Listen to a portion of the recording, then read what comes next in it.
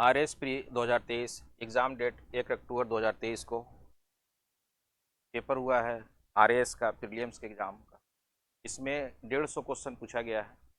150 question में से 50% question Rajasthan GS का पार्ट का है और लगभग 50% क्वेश्चन नेशनल इंटरनेशनल से जुड़ा हुआ है। अब इसी में हम लोग देखते हैं नेशनल इंटरनेशनल क्वेश्चन के संबंध में कौन सा है। पहला क्वेश्चन इसी में history, polity, economy, geography, science, tech, current affair का क्वेश्चन रहेगा। पहला सेक्शन से कौन सा शुरू से साइंस एंड टेक्नोलॉजी से है पहला सेक्शन। पहला क्वेश्चन देखते हैं कौन सा है। हाँ, 23 अगस्त 2023 के LCA तेजस से अस्त्र मिसाइल को सफलतापूर्वक परीक्षण किया गया। यह मिसाइल है, आप क्वेश्चन उठाइएगा 2018 का। 2018 के RS के पेपर क्वेश्चन पूछा गया था। उसमें केवल इतना ही पूछा गया था क्वेश्चन कि अस्त्र मिसाइल किस प्रकार का मिसाइल। उसका आंसर हुआ था एयर टू एयर। और वही क्वेश्चन को फिर रिपीट किया गया, थोड़ा सा क्वेश्चन को घुमा दिया गया है कि 23 अगस्त 2023 के LCA तेजस से अस्त्र मिसाइल को सफलतापूर्वक परीक्षण किया गया। यह मिसाइल है, पहला ऑप्शन में दृश्य सीमा से परे सतह से हवा में मार करने वाली मिसाइल। दृश्य सीमा से परे बियॉन्ड विजुअल रेंज, हवा से हवा मार करने वाली मिसाइल है। क्या आपका बी आंसर जाएगा। और इस मिसाइल का अभी हाल में टेस्ट किया गया 23 अगस्त 2023 किया गया है। गोवा के तटीय क्षेत्र से किया गया है, इसीलिए करंट अफेयर का क्वेश्चन आपको ये पूछा भी गया है। नेक्स्ट, श्रीहरिकोटा से अप्रैल 23 में उपग्रह टेलीओस 2 ह्यूमनाइट 4 को प्रमोचित जिस लॉन्चर से किया गया वह है। लॉन्चर कहने का मतलब जिस रॉकेट से छोड़ा गया, वो रॉकेट का नाम पूछा जा रहा है। जब आप पढ़ेंगे इसरो का तो इसरो में विभिन्न प्रकार का रॉकेट है। 2018 के एग्जाम में RS में एक क्वेश्चन पूछा गया था कि रॉकेट का विकास किस क्रम में किया गया है। तो रॉकेट जो भारत में इसरो के द्वारा बनाया गया है, पहला SLV है, दूसरा ASLV है, तीसरा PSLV, फिर GSLV। यह इस तरह का विकास किया गया है रॉकेट का। और इसी में पूछा गया है कि जो हम लोग सेटेलाइट छोड़े हैं, जो उपग्रह छोड़े हैं, यह उपग्रह सिंगापुर का है। और यह किस सेटेलाइट से छोड़ा गया है, किस रॉकेट से छोड़ा गया है। यह रॉकेट से PSLV C-55 से छोड़ा गया है। नेक्स्ट क्वेश्चन, राजीव गांधी जैव प्रौद्योगिकी केंद्र कहाँ स्थित है। राजीव गांधी जैव प्रौद्योगिकी केंद्र कहाँ स्थित है।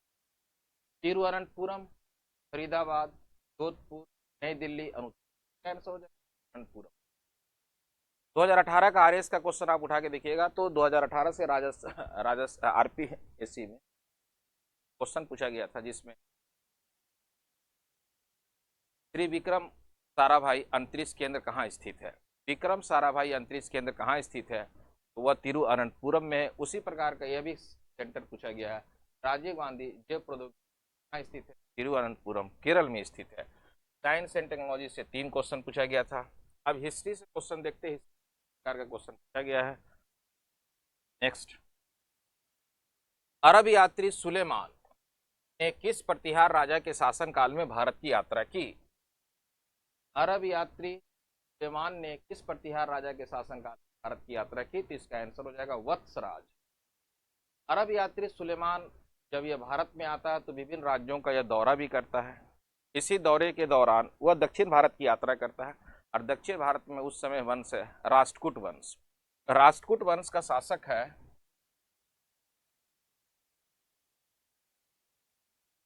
राष्ट्रकूट वंश का शासक इंद्र तृतीय है। इंद्र तृतीय, इंद्र तृतीय को सुलेमान ने सबसे प्रतापी शासक भी बताया है।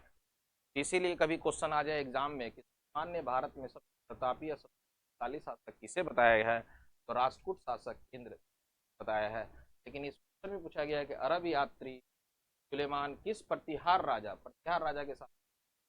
आंसर हो गया है वत्स। नेक्स्ट क्वेश्चन, निम्नलिखित में से किसके द्वारा सुरकोटड़ा नामक हड़प्पा संस्कृति के स्थल की खोज की गई है। सुरकोटड़ा है कहाँ? तो गुजरात में, और इसकी खोज किया गया जगतपति जोशी के द्वारा किया गया है। नेक्स्ट क्वेश्चन, चंद्रगुप्त द्वितीय ने अपनी पुत्री प्रभावती का विवाह किस राजवंश में कर अपनी स्थिति को सुदृढ़ किया था? चंद्रगुप्त द्वितीय ने अपने वैवाहिक संबंध प्रभावती का किस राजवंश के साथ किया था? तो इसका आंसर हो जाएगा वाकाटक वंश के साथ किया था। और चंद्रगुप्त द्वितीय का ही नाम है चंद्रगुप्त विक्रमादित्य। चंद्रगुप्त, उसी को देवराज देवगुप्त भी कहा जाता है। नेक्स्ट क्वेश्चन, भरूच का स्तूप किस राजवंश की कला का सुंदर उदाहरण है? शुंग कालीन स्थापत्य कला है। शुंग वंश का गठन पुष्यमित्र शुंग के द्वारा किया गया। पुष्यमित्र और इसी शासक ने मौर्य साम्राज्य को समाप्त करके शुंग वंश का गठन किया।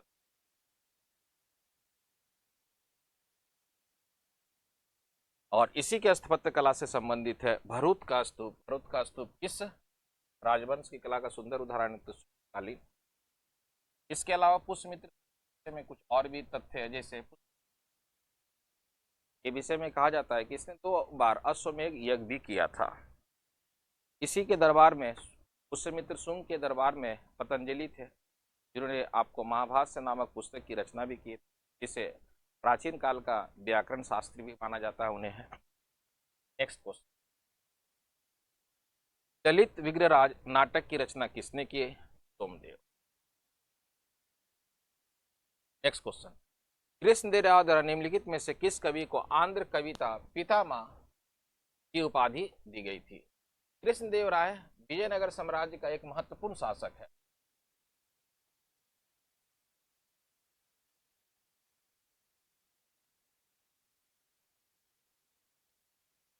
विजयनगर साम्राज्य का एक महत्वपूर्ण शासक है। विजयनगर साम्राज्य का गठन 1302 भाइयों ने मिलकर किया था। हरिहर,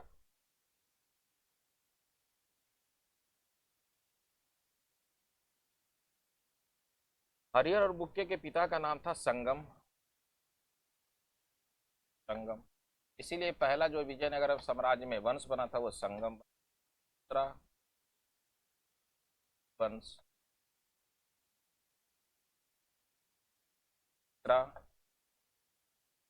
कुल्लू वंश,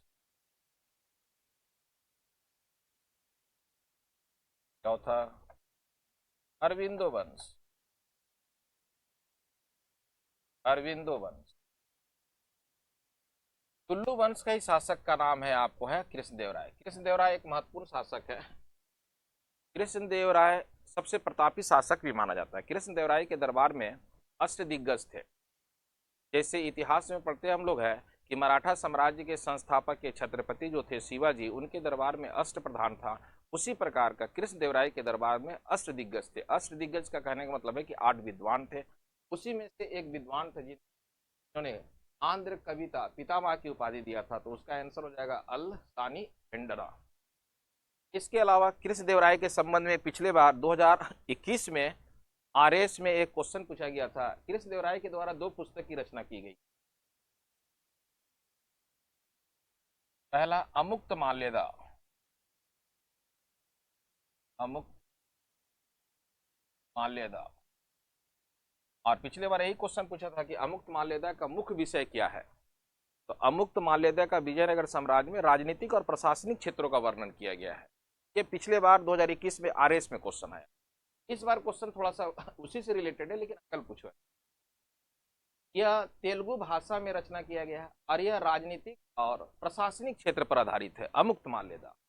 दूसरा पुस्तक लिखा गया कृष्णदेवराय के द्वारा जामवती कल्याणम। जामवती कल्याण, यह संस्कृत भाषा में रचित किया। और कला और संस्कृति, भारत की संस्कृति और सभ्यता पर आधारित है। कृष्णदेवराय बहुत ही। इसके अलावा जब 1526 ईस्वी में दिल्ली साम्राज्य को समाप्त करके, दिल्ली सल्तनत को समाप्त करके बाबर ने मुगल साम्राज्य की का गठन किया। तो बाबर ने एक पुस्तक लिखा है तुजू के बाबरी। तुजू के बाबरी, उस पुस्तक में दो हिंदू राजवंश का वर्णन मिलता है। एक हिंदू राजवंश है कृष्णदेवराय, जिसमें विजयनगर साम्राज्य का वर्णन पहला, दूसरा मेवाड़ के शासक राणा सांगा। इन दोनों शासकों का वर्णन किया गया है बाबर के पुस्तक के बाबरी में। तुजू के बाबरी जो है वह तुर्की भाषा में लिखा गया है। इसी का अकबर के शासन काल में अब्दुल रहीम खान खाना ने बाबरनामा नाम से फारसी भाषा में इसका अनुवाद किया था। सबसे महत्वपूर्ण देवराय का कोई ना कोई एग्जाम में क्वेश्चन पूछता है। जैसे पिछले बार आरएस में क्वेश्चन पूछा है अमुक्त माल्यदा में क्या विषय था इसका, तो राजनीतिक और प्रशासनिक क्षेत्र का वर्णन मिलता है। जबकि इस बार क्वेश्चन पूछा है कि आंध्र कविता पितामह की किया गया है, अलसानी को किया गया है। नेक्स्ट क्वेश्चन, अकबर द्वारा फतेहपुर सिकरी में निम्नलिखित में से किस इमारत में बौद्ध स्थापत्य कला का अनुसरण किया गया था? अकबर के शासनकाल में कला और वस्तु कला का सबसे अधिक विकास कहा भी जाता है किया गया था, और अकबर ने बहुत सारा किला का निर्माण करवाया था। जिसमें से एक क्वेश्चन यूपीएससी में बहुत बार क्वेश्चन पूछा गया है कि अकबर ने वह कौन सा इमारत का निर्माण करवाया था जो बौद्ध स्थापत्य कला के रूप में है? का आंसर हो जाएगा पंचमहल। पंचमहल जो सबसे महत्वपूर्ण है, बौद्ध का प्रतीक था, अकबर के द्वारा इसका निर्माण करवाया। नेक्स्ट क्वेश्चन, भारतीय राष्ट्रीय कांग्रेस मॉडर्न इंडिया से क्वेश्चन है।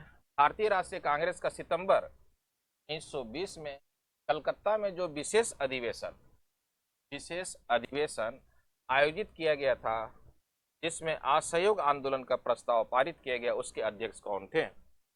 आईएनसी किसी भी एग्जाम के लिए बहुत ही इंपॉर्टेंट टॉपिक, इंडियन नेशनल कांग्रेस।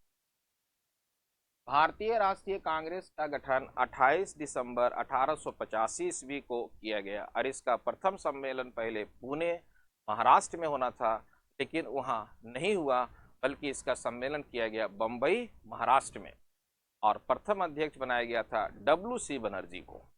एक क्वेश्चन अक्सर एग्जाम में आता है आईएनसी से कि वह भारतीय राष्ट्रीय कांग्रेस का हुआ एक वर्ष जो दो महत्वपूर्ण सम्मेलन हुआ, उसका आंसर है 1920। क्यों? यह 1920 एक वर्ष है और कांग्रेस का दो महत्वपूर्ण अधिवेशन है, इसीलिए यहाँ विशेष अधिवेशन है। विशेष अधिवेशन कलकत्ता में होता है, और कलकत्ता में इस समय अध्यक्ष है असहयोग आंदोलन को प्रस्ताव को पास करने के लिए किया जाता है, और उसका अध्यक्ष जो बनाया गया था लाला लाजपत राय को बनाया गया था। 1920 दिसंबर में जो होगा इसका वार्षिक अधिवेशन होता है, वह नागपुर में होता है। वीर राघवाचारी को उस समय अध्यक्ष बनाया गया था। यह अधिवेशन बहुत ही महत्वपूर्ण है। 1920 में ही एक संगठन बनाया गया, all India trade union Congress, all India trade union Congress भी बनाया गया। यह भी बहुत महत्वपूर्ण आपको है, मजदूरों के संबंध में यह संगठन था, और इसका प्रथम अध्यक्ष भी लाला लाजपत राय को। इसके अलावा गरम दल के चार नेता हैं, बाल, घोष, लाल। इन चार नेता में से केवल एक ही नेता जो आईएनसी का अध्यक्ष बने हैं, वह है लाला लाजपत राय। लाला लाजपत राय के संदर्भ में बहुत सारे एग्जाम में क्वेश्चन और भी पूछा जाता है। जैसे भारत का वह कौन सा राष्ट्रीय नेता है जिसने पंजाब नेशनल बैंक के गठन में महत्वपूर्ण भूमिका निभाया है, महत्वपूर्ण योगदान दिया है? उसका आंसर हो जाएगा लाला लाजपत राय। 1894 में अमृतसर पंजाब में इसका गठन किया गया था। इसके अलावा लाला लाजपत राय एक हिंदू राष्ट्रवादी नेता थे। इनके राजनीतिक गुरु इटली का मैजनी को ही अपना राजनीतिक मानते थे, क्योंकि मैजनी ने एक संगठन बनाया था इटली के एकीकरण के लिए, जिसका नाम था यंग इटली। उसी के आधार पर भारत में भी इन्होंने एक संगठन बनाए थे, यंग इंडिया। इसीलिए लाला लाजपत राय का पर्सनालिटी बहुत इंपॉर्टेंट है, हमेशा क्वेश्चन क्योंकि पूछा जाता है आपका है।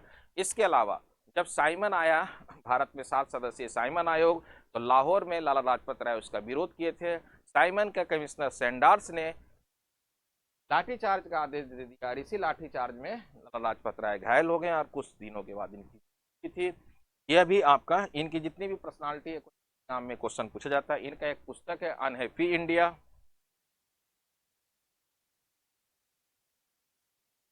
अनहैप्पी इंडिया, दुखी भारत इनका महत्वपूर्ण पुस्तक माना जाता है। यह भारतीय राष्ट्रीय कांग्रेस के अधिवेशन से संबंधित था। यह अधिवेशन से कहीं ना कहीं एग्जाम में क्वेश्चन पूछा जाता है। अधिवेशन हुआ है, उसकी विशेषताएं महत्वपूर्ण है, कोई ना कोई एग्जाम में पूछा जाएगा। नेक्स्ट क्वेश्चन ज्योग्राफी के संबंध देखते हैं, ज्योग्राफी से कौन कौन सा क्वेश्चन पूछा गया है आरएस के सी में। प्रथम क्वेश्चन जो है वह पर्यावरण से संबंधित है, और यह पर्यावरण से संबंधित है, और उसमें जब भी आप पढ़ेंगे तो यह बहुत महत्वपूर्ण क्वेश्चन है। पृथ्वी के वायुमंडल में मौजूद कुल ऑक्सीजन का अमेजन वन में प्रकाश संश्लेषण के द्वारा अनुमानित उत्पाद है। ऑक्सीजन, अमेजन वनस्पति, अमेजन वनस्पति अमेजन नदी के किनारे ब्राजील देश में सबसे अधिक विकास हुआ है। सबसे अधिक विकास होने के कारण अमेजन वनस्पति एक घना वनस्पति है। वहां से कहा जाता है कि संपूर्ण विश्व का, पूरे पृथ्वी का 20% ऑक्सीजन उत्सर्जित होता है। 20% ऑक्सीजन उत्सर्जित होता है। इसीलिए भूगोल के विद्वानों ने ब्राजील को पृथ्वी का फेफड़ा कहते हैं, क्योंकि ऑक्सीजन क्या मानव के लिए बहुत ही जीवन आधार है। यदि ऑक्सीजन नहीं मिले तो मानव जी नहीं पाएगा। इसीलिए सबसे महत्वपूर्ण माना जाता है अमेजन वनस्पति को, और ये अमेजन वनस्पति से 20% पूरे वर्ल्ड का निकलता है, प्रकाश संश्लेषण के द्वारा अनुमानित उत्पाद होता है। इसके अलावा 2019 में अमेजन के घने वनस्पति में आग लगने के कारण G7 के विकसित देशों के संगठन ने, जब फ्रांस में सम्मेलन हो रहा था 2019 में, तो उन सभी देशों ने ब्राजील की आलोचना किया था। ब्राजील देश के राष्ट्रपति ने इस आलोचना का जवाब दिए। उन्होंने बोले क्या कि उन्होंने एक सैटेलाइट का निर्माण करवाया जिसका नाम है अमेजोनिया सेट।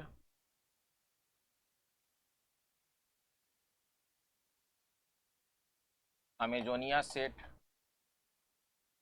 इस अमेजोनिया सेट को 2020 में इसरो के द्वारा अंतरिक्ष में छोड़ा गया, और इसी अमेजोनिया उपग्रह के माध्यम से अमेजन वनस्पति की निगरानी की जा रही है, जो सबसे महत्वपूर्ण है। इसके अलावा कभी भी क्वेश्चन आ जाए कि पृथ्वी का फेफड़ा किस देश को कहा जाता है, तो ब्राजील को कहा जाता है। भूगोल के विद्वानों ने इसका नाम दिए हैं पृथ्वी का फेफड़ा। नेक्स्ट, इनमें से कौन सा प्राकृतिक संसाधन गैर नवीकरणीय संसाधन माना गया है? जब भी आप पढ़ेंगे तो गैर नवीकरणीय संसाधन, जब भी ऊर्जा पढ़ेंगे, ऊर्जा का दो रूप है, एक है परंपरागत ऊर्जा, एक है गैर परंपरागत ऊर्जा। तो ही उसी से संबंधित यह क्वेश्चन पूछा गया, लेकिन इसमें संसाधन जोड़ दिया गया, प्राकृतिक संसाधन गैर नवीकरणीय। इसका आंसर हो जाएगा आपको जीवाश्म ईंधन से। नेक्स्ट, राजस्थान के वन, पर्यावरण तथा जलवायु परिवर्तन विभाग द्वारा हाल ही में जारी की गई अधिसूचना के अनुसार राज्य में कितने वेटलैंड क्षेत्र की घोषणा किया गया है? तो 44। नेक्स्ट, एल्ब नदी और राइन नदी किस सागर में अपना जल गिराती है? इसका आंसर होगा उत्तरी सागर। उत्तरी सागर कहाँ है? ये यूरोप महाद्वीप।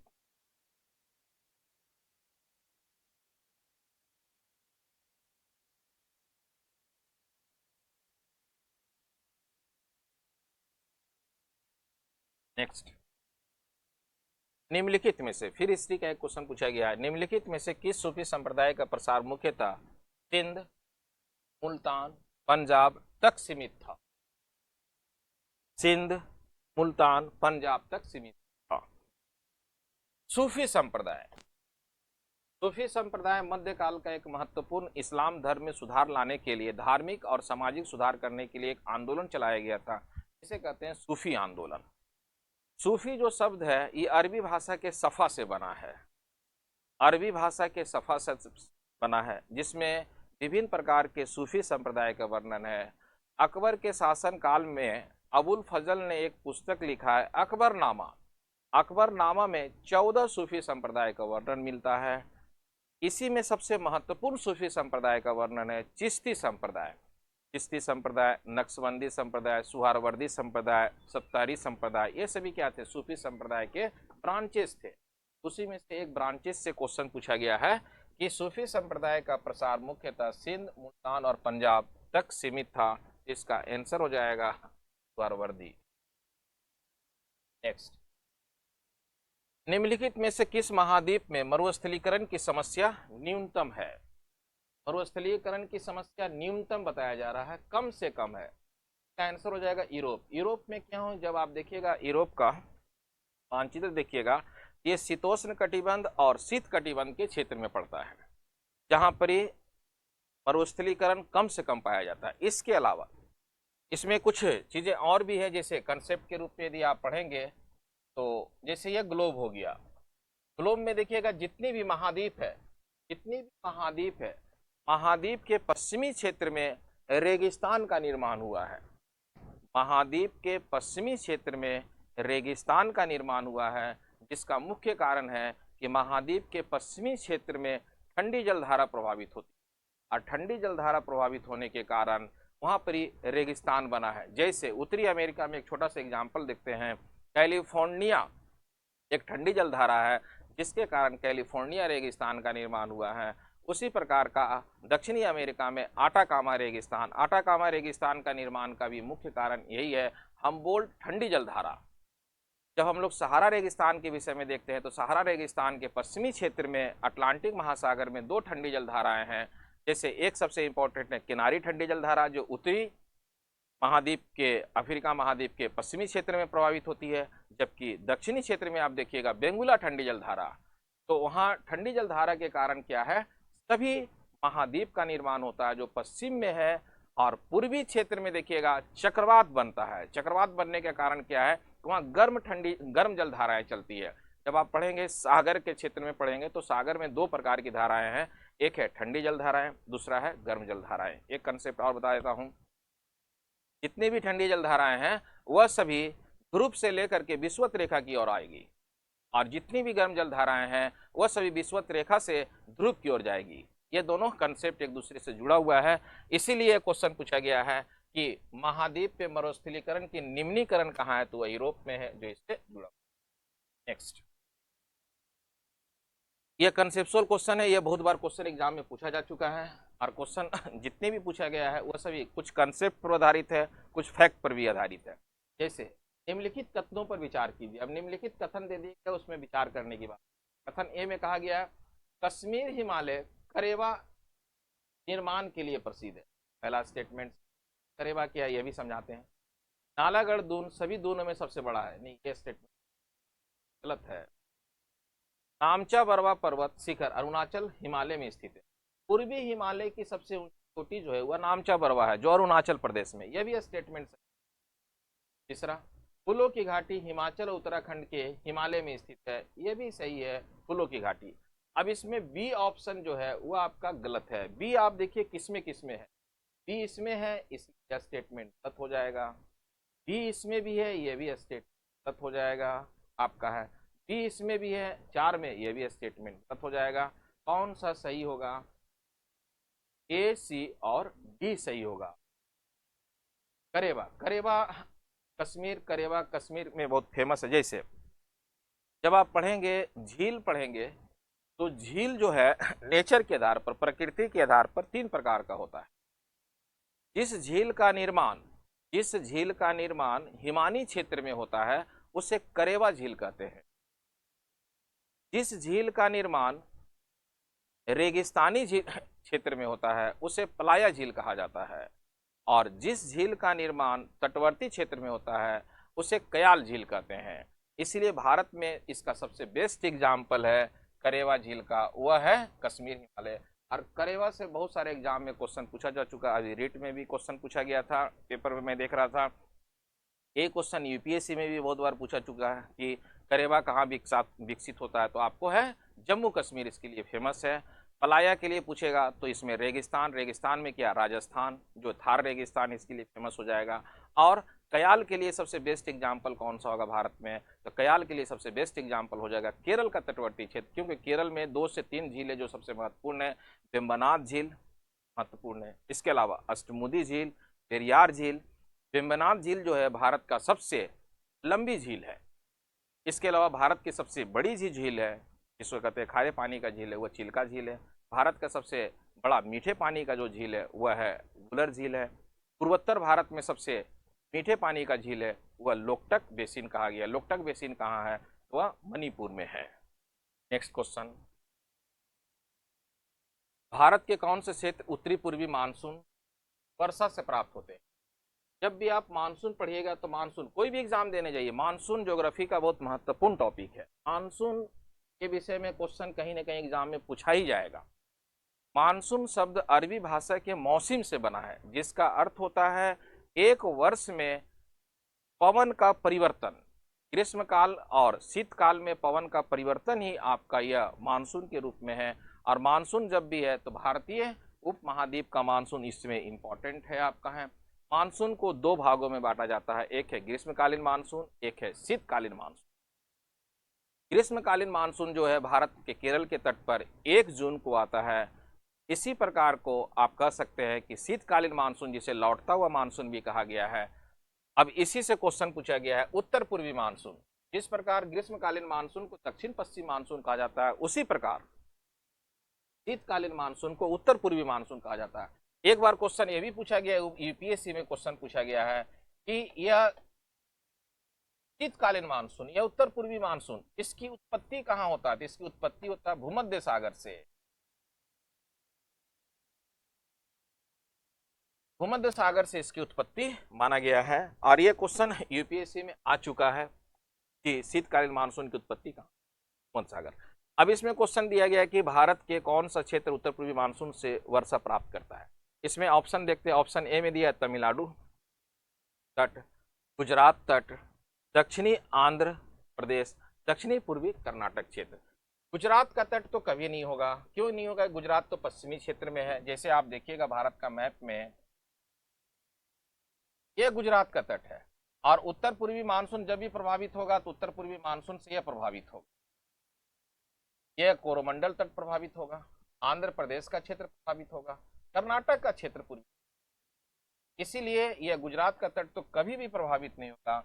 और एक क्वेश्चन तो अक्सर पूछा जाता है एग्जाम में, शीतकालीन मानसून भारत में सबसे अधिक किस शहर में, किस राज्य में? तो राज्य पूछेगा तो तमिलनाडु, शहर पूछता है तो चेन्नई, मद्रास में सबसे अधिक बारिश होता है। तो उसी के तटवर्ती सब क्षेत्र दे रहा है, तमिलनाडु तट, दक्षिणी पूर्वी कर्नाटक तट और दक्षिणी आंध्र प्रदेश। गुजरात का भी नहीं होगा। बी बी ऑप्शन जहां जहां उसको आप काट दीजिए, बी यह नहीं होगा। बी बी है, भी यह नहीं होगा। ऑप्शन क्यों? ए सी, ए सी और नेक्स्ट क्वेश्चन। ये आपको क्वेश्चन जो पूछा गया है संयुक्त राज्य अमेरिका से है, लेकिन ये इंडस्ट्री से संबंधित क्वेश्चन है। वर्ल्ड के इंडस्ट्री से, वर्ल्ड के इंडस्ट्री में कहाँ कहाँ जो विकास किया गया उससे ये क्वेश्चन पूछा गया है। ज्योग्राफी का ही है क्वेश्चन। निम्नलिखित में से कौन सा संयुक्त राज्य अमेरिका का औद्योगिक प्रदेश नहीं है? औद्योगिक प्रदेश नहीं के संदर्भ में क्वेश्चन देखिए। इसमें आंसर तो हो जाएगा मिडलैंड प्रदेश, लेकिन ये जितनी भी है ये सभी औद्योगिक प्रदेश के रूप में प्रसिद्ध है। मिशिगन झील के प्रदेश के, ग्रेट कनावा घाटी प्रदेश के, सिनाटी इंडियन पोलिस प्रदेश के रूप में आंसर। नेक्स्ट है पॉलिटी का पार्ट। पॉलिटी के पार्ट से कौन कौन से एग्जाम में क्वेश्चन पूछा गया है? पॉलिटी में कुछ कंसेप्चुअल क्वेश्चन है, कुछ फैक्चुअल क्वेश्चन भी पूछा गया है। जैसे आप देखिएगा यूपीएससी का आज से 10 से 15 साल पहले वो क्वेश्चन पूछा जाता था कि 2 टॉपिक 3 टॉपिक को बना के एक क्वेश्चन बनाया जाता था। इस प्रकार इस बार आरएस में भी पॉलिटी में इस प्रकार का कुछ क्वेश्चन देखने को मिले। तो पॉलिटी में हम लोग देखते हैं क्या क्या क्वेश्चन पूछा गया है। पहला क्वेश्चन पूछा गया संविधान सभा से। संविधान सभा बहुत इंपॉर्टेंट है। जब भी आप पढ़ेंगे पॉलिटी, संविधान सभा बहुत महत्वपूर्ण टॉपिक। भारत के संविधान सभा के संबंध में निम्नलिखित कथनों पर विचार कीजिए। निम्नलिखित कथन पर विचार करने के लिए पहला स्टेटमेंट देखिए, संविधान सभा का अंतिम अधिवेशन 24 जनवरी 19 को हुआ। यह स्टेटमेंट सही है। अंतिम अधिवेशन 24 जनवरी 1950 को। संविधान सभा की जितनी बैठक हुआ है सभी बैठक नई दिल्ली, सभी बैठक केंद्रीय विधान, सभी बैठक केंद्रीय पुस्तकालय में माना जाता है। और सभी बैठक में अंतिम बैठक क्वेश्चन पूछा गया है कि 24 जनवरी 1950 का अंतिम। यह स्टेटमेंट सही है। दूसरा क्वेश्चन, दूसरा इसमें स्टेटमेंट दिया, इस अंतिम अधिवेशन में डॉक्टर राजेंद्र प्रसाद भारत के राष्ट्रपति पद पर विधिवत निर्वाचित हुए। यह भी स्टेट है। अब कौन सा ऑप्शन में दिया, ना तो A1 ना तो ही, यह स्टेटमेंट ये तो गलत हो। दोनों स्टेटमेंट सही है, इसलिए आंसर बी हो जाएगा आपका। इसके अलावा इसी से संबंधित कुछ और भी फैक्ट है आपका, है संविधान सभा से जुड़ा। संविधान सभा से जब इसमें डॉक्टर राजेंद्र प्रसाद को राष्ट्रपति बनाया गया तो इसमें दो कार्य और भी किया गया। राष्ट्रगान को स्वीकार किया गया,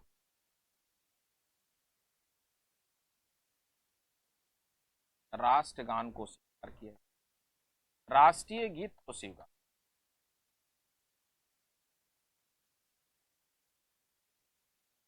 26 जनवरी 1950 को संविधान को लागू कर दिया गया और India is a Republican country, Bharat एक गणराज्य बन गया।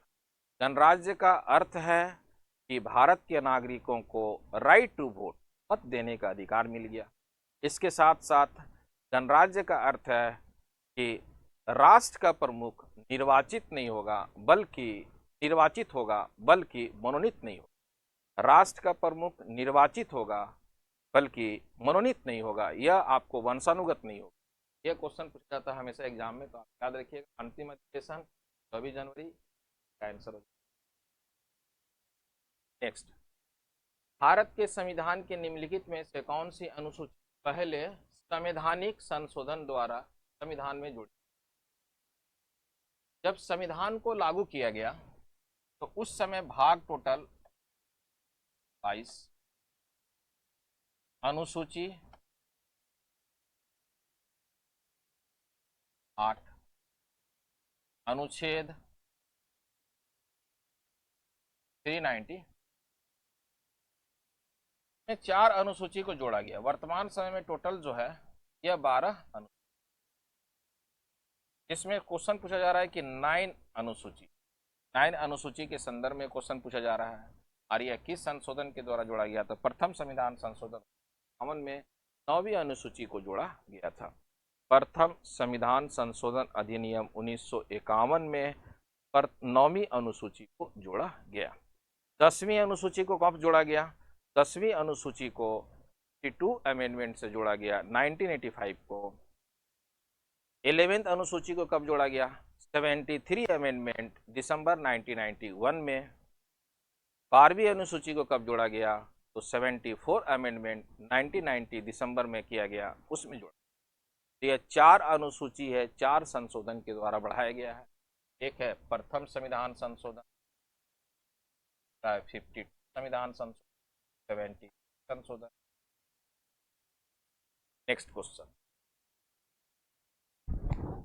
नेक्स्ट क्वेश्चन है मौलिक अधिकार के संबंध में क्वेश्चन पूछा गया है।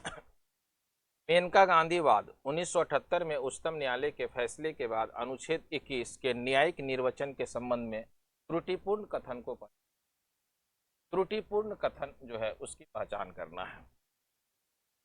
पहला जो दिया गया, यह भार याचिकाकर्ता पर है कि वह सिद्ध करने की जिस कानून की प्रक्रिया से उसे उसके जीवन या दैहिक स्वतंत्रता से वंचित किया गया है वह स्वेच्छाचारी है। ये पहला ही आपका त्रुटि। नेक्स्ट,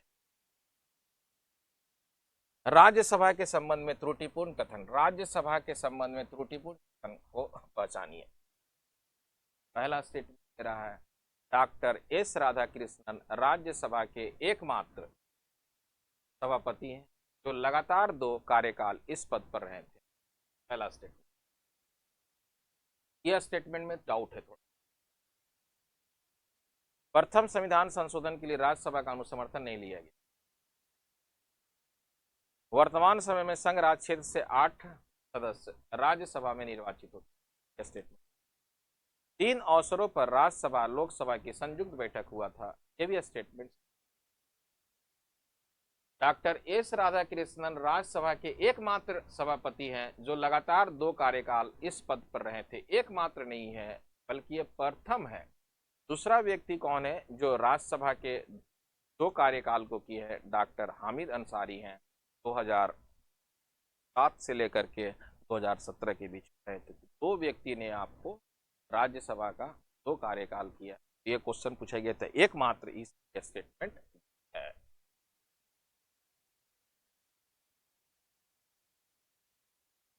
वर्तमान समय में संघ राज क्षेत्र 8, ये भी सही है। अब यहाँ पूछा गया 3 अवसरों पर, 3 अवसर वह कौन कौन सा है जिसमें संयुक्त बैठक आयोजित किया गया। संयुक्त बैठक अनुच्छेद 108 में है, ज्वाइंट सेशन की बात है जो अनुच्छेद 108 में कहा गया है। अब तक 3 बार किया गया है ज्वाइंट सेशन। ज्वाइंट सेशन जो होता है उसको आमंत्रित कौन करता है, आमंत्रित करते हैं भारत के राष्ट्रपति, और इसकी अध्यक्षता कौन करेंगे, लोकसभा अध्यक्ष। इसकी अध्यक्षता लोकसभा अध्यक्ष करेंगे। अब तक 3 बार यह बुलाया गया है। कब कब बुलाया गया है, एक बार बुलाया गया 1961 में दहेज प्रथा निषेध कानून के संदर्भ में, दूसरी बार बुलाया गया 1978 में बैंकिंग सुधार कानून, तीसरी बार बुलाया गया 2002 में कोटा कानून के में। और कभी काल यह भी पिछली बार आरएस में क्वेश्चन आ चुका है कि तीनों अधिवेशन में भाग लेने वाले भारत के एकमात्र राष्ट्रीय नेता कौन है, आंसर हो जाएगा अटल बिहारी वाजपेयी। अटल बिहारी वाजपेयी जब 2002 में कोटा कानून लाया गया उस समय के पद पर काम कर रहे थे, इसीलिए तीनों अधिवेशन में भाग लेने वाले भारत के एकमात्र राष्ट्रीय नेता अटल बिहारी। नेक्स्ट, अविश्वास प्रस्ताव के संबंध में निम्नलिखित में से कौन सा कथन सही नहीं है। अब इसमें 4 स्टेटमेंट दिया है, 5 स्टेटमेंट है, जिसमें से कौन सा कथन सही नहीं है उसके विषय में जानना है। 15 अगस्त 2023 तक 27 अविश्वास प्रस्ताव, 9 विश्वास प्रस्ताव। पहला स्टेटमेंट, लाल बहादुर शास्त्री ने अपने कार्यकाल के प्रतिवर्ष अधिकतम अविश्वास प्रस्तावों का सामना किया। तीसरा, जो सदस्य अविश्वास प्रस्ताव रखना चाहता है उसे उसकी सूचना लिखित में लोकसभा स्पीकर को देनी। यह स्टेटमेंट, अविश्वास प्रस्ताव केवल लोकसभा में रखा जाता है। अविश्वास प्रस्ताव जो है कहां से लाया गया, किस संविधान से लिया गया, तो यह ब्रिटेन के संविधान से लिया गया। अविश्वास प्रस्ताव के माध्यम से, अविश्वास प्रस्ताव लाने का मतलब यह नहीं है कि प्रधानमंत्री को या मंत्रिपरिषद के अगेंस्ट में ला करके सरकार को गिराया जाए, बल्कि अविश्वास प्रस्ताव इसलिए लाया जाता है ताकि सरकार बहुत सारे जनता को जानकारी जो नहीं देती है वो उपलब्ध कराए, इसीलिए अविश्वास प्रस्ताव लाया जाता है। और अविश्वास प्रस्ताव बहुत महत्वपूर्ण है। पहली बार अविश्वास प्रस्ताव लाया गया था 1960, जेएल नेहरू के अगेंस्ट में लाया गया था, जेबी कृपलानी ने लाया। सबसे अधिक जो है अविश्वास प्रस्ताव का जो सामना की थी इंदिरा गांधी ने की, लगभग 15 बार। अविश्वास प्रस्ताव से किस सरकार को अपना समर्थन वापस मिला था, जिन्हें पद छोड़ना पड़ा था, वह विश्वनाथ प्रताप सिंह पहले प्राइम मिनिस्टर। दूसरे प्राइम मिनिस्टर कौन है, तो वह अटल बिहारी। अविश्वास प्रस्ताव से यह कदापि नहीं है कि सरकार को गिराया जाए, बल्कि सरकार बहुत सारी जानकारी नहीं है, वो जानकारी उपलब्ध कराना उसका मुख्य उद्देश्य होता है, इसीलिए अविश्वास प्रस्ताव। और अविश्वास प्रस्ताव लाने के लिए 1/10 सदस्य, लोकसभा का 1/10 सदस्य की सहमति, और हमेशा लोकसभा में विपक्ष के नेता के द्वारा अविश्वास प्रस्ताव लाया। नेक्स्ट, ये अनुच्छेद के संबंध में क्वेश्चन पूछा गया है। एक तरफ दे दिया गया है आपको है, दूसरे तरफ दे दिया गया, इसमें बोला गया है कि आप मैचिंग करें। समान न्याय और निःशुल्क कानून सहायता, यह किस अनुच्छेद के संबंध, 40। पर्यावरण की सुरक्षा की बात किसमें, 48। काम करने का अधिकार के संबंध 41 में कहा। स्मारकों के संरक्षण के संबंध 9 है। अब ये जो भी आपको इसमें मिल जाएगा वह, जैसे ए का 2 बी और 3 में है, बी का 1, यह आंसर आपका 2 हो जाएगा। नेक्स्ट, सूचना का अधिकार अधिनियम को निम्न में से कौन सी धारा केंद्रीय सूचना आयोग के कार्य और शक्तियों से संबंधित नहीं है, क्या आपका 12 जो है इसका नहीं समझ। लेकिन यह आपको जानना इंपॉर्टेंट है कि सूचना का अधिकार, राइट टू इंफॉर्मेशन अधिनियम कब बनाया गया था, जून 2005 में बना। इस समय प्राइम मिनिस्टर जो थे वो मनमोहन सिंह।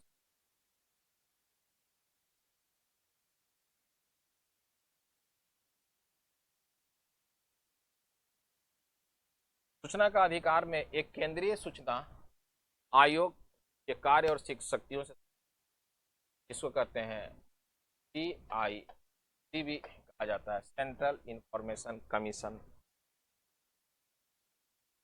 इसके अलावा यह अधिनियम केंद्रीय सूचना आयोग के संबंध में जो है यह बहुत महत्वपूर्ण है, कोई भी सूचना वगैरह उपलब्ध कराया जाता है। इस तरह भी जब आप पढ़ेंगे, भारत में संचार क्रांति का जनक है राजीव गांधी को माना गया। जबकि इसके अलावा राइट टू इन्फॉर्मेशन का जनक भी है, जो इम्पोर्टेंट है, आपका क्वेश्चन भी पूछा जाता है। इसमें आपको अरुंधति को माना गया है, अरुंधति राय एक है, उसको माना गया RTI। नेक्स्ट, निम्नलिखित में से किस आयोग ने अंतरराज्यीय परिषद के स्थान अंतर सरकार परिषद स्थापित करने की अनुशंसा की थी? अंतर राज्य परिषद के स्थान पर अंतर सरकार परिषद स्थापित करने की, पहला ऑप्शन दिया है राजमन्नार आयोग। राजमन्नार आयोग बनाया गया 1960। पुंछी आयोग बनाया गया 2000।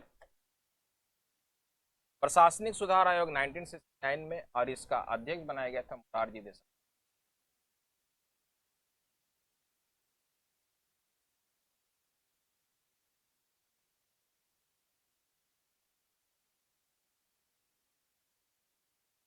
सरकारी आयोग 1983।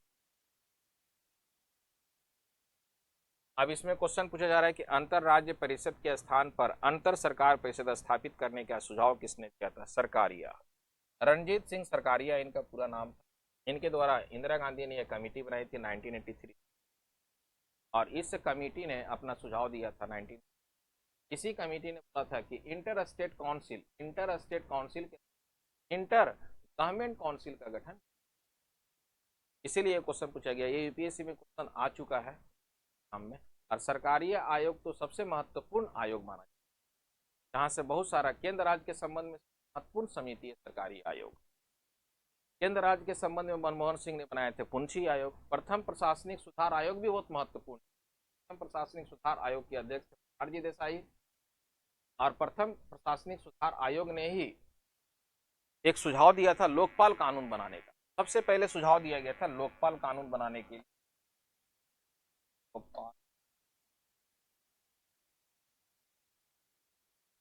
और भारत में लोकपाल कानून बनाया कब गया है? 2013 में।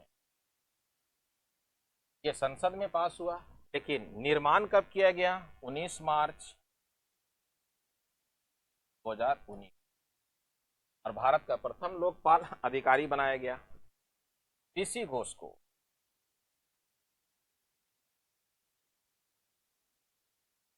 जिसको कहते हैं पिनाकी चंद्र घोष, ये कलकत्ता उच्च न्यायालय। और लोकपाल कानून बहुत ही महत्वपूर्ण है। लोकपाल कानून को ओम्बुड्समैन कानून के नाम से, विश्व में सबसे पहले लोकपाल कानून बनाया गया था 1749 में स्वीडन में बनाया गया। और वहां जब स्वीडन में बनाया गया था तो ओम्बुड्समैन नामक एक व्यक्ति ने यह कानून निर्माण में सबसे महत्वपूर्ण भूमिका था, इसीलिए इसे कहते हैं हम लोग हैं लोकपाल कानून को ओम्बुड्समैन कानून। जिस प्रकार केंद्र में लोकपाल कानून होता है केंद्र के लिए, उसी प्रकार राज्य में लोकायुक्त कानून होता है। लोकायुक्त कानून भी बहुत महत्वपूर्ण है, जो और दोनों संगठन गैर संवैधानिक संगठन, गैर संवैधानिक संस्था है लोकपाल कानून और लोक। राज्य में लोकायुक्त कानून है और सेंट्रल लेवल पर जो है, केंद्र लेवल पर है लोकपाल। नेक्स्ट, निम्नलिखित कथनों पर विचार कीजिए। राजनीति शास्त्री द्वारा कही गई कांग्रेस प्रणाली का 1989 के लोकसभा चुनाव के साथ अंत। पहला स्टेप। दूसरा, 1989 के लोकसभा चुनाव में भारतीय राष्ट्रीय कांग्रेस सबसे बड़ी अकेली पार्टी के रूप में उभरी। यह स्टेटमेंट, दोनों स्टेटमेंट सही है।